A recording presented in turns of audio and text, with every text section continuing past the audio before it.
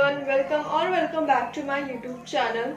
So as we discussed in the last video, Oswal book के short answer question first part के, और आज हम डिस्कस करने वाले हैं short answer question second part के of same Oswal book class 10. So without any further delay, let's start this video. So as तुम्हें पहला क्वेश्चन स्क्रीन पे दिख रहा होगा, the first question says state whether the given chemical reaction is a redox reaction or not. Justify your answer. So ये एक reaction है और हमें लिखना है ये एक redox reaction है या नहीं है. redox reaction क्या होता है? जिसमें ऑक्सीडेशन और रिडक्शन दोनों हो रहा होता है. अगर हम देखें इस रिएक्शन को तो यहाँ पे O2 है और यहाँ से O2 हट गई है, तो यहाँ पे एक रिएक्शन हुआ. देन हम सेकेंड देखें तो यहाँ पे O2 नहीं थी और यहाँ ऐड हो गई है. सो ऑक्सीडेशन रिडक्शन दोनों हुआ है. So yes, this is a redox reaction.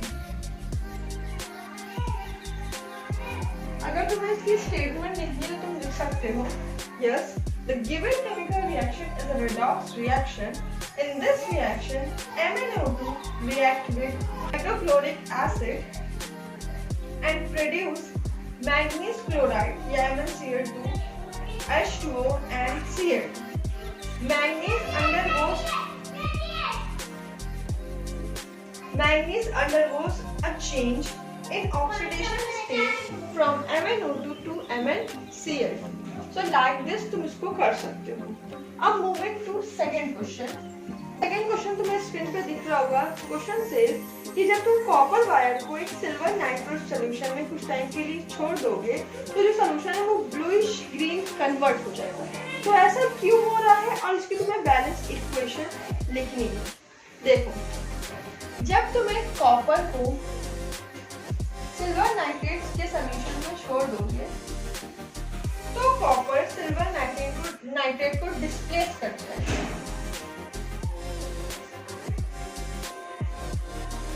ये मैंने यहाँ पे बैलेंस्ड केमिकल इक्वेशन लिखी है. जो मेरा बी पार्ट पूछा था ना वो भी पूरा हो गया. ठीक, तो क्या होगा कि जो हमारा कॉपर है वो सिल्वर को डिस्प्लेस कर जाएगा एज कॉपर हाईली रिएक्टिव. इसीलिए जो हमारे पास कॉपर नाइट्रेट आया वो ब्लूइश ग्रीन कलर में हमें दिखा.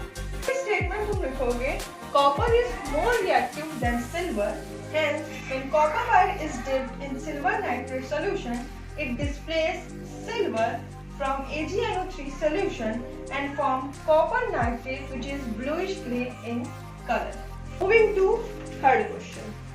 Third question says कि तुमने एक पैरासल्फेट क्रिस्टल लिया और उसको ड्राई टेस्ट ट्यूब में बॉईल कर दिया.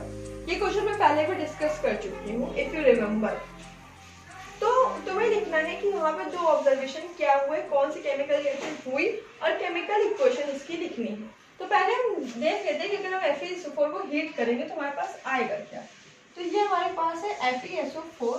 अब हमें इसे हीट करना है, इसे हमें हीट करना है. तो मेरे पास आएगा Fe2O3 plus SO2 plus SO3.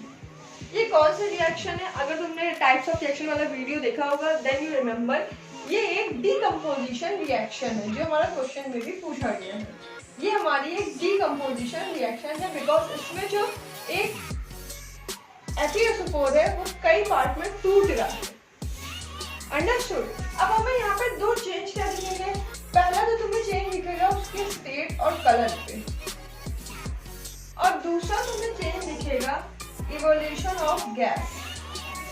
These two changes you will see.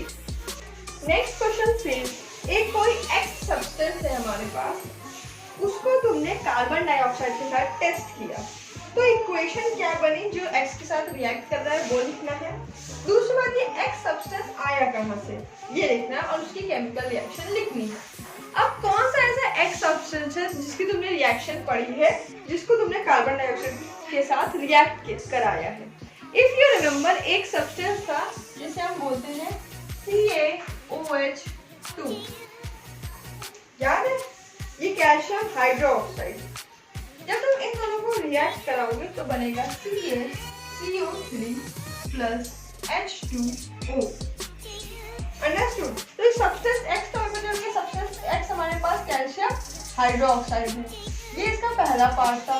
दूसरा पार्ट है कि ये सब्सटेंस कैसे आया, तो उसकी रिएक्शन हम लिख लेते हैं। जब हम CaO को यानी कैल्शियम ऑक्साइड को H2O के साथ रिएक्ट कराएंगे, तो this is the reaction. Moving to next question, the fifth question of this part. So मुझे इसकी केमिकल रिएक्शन लिखनी है of white washing and black and white photography. ठीक है, अच्छा वाइट वॉशिंग में क्या होता है कि उसमें क्यूब लाइन जो होती है, क्यूब लाइन यानी CaO, वो H2O के साथ रिएक्ट करती है और बनाती है CaOH2 यानी स्लेट लाइन प्लस हीट।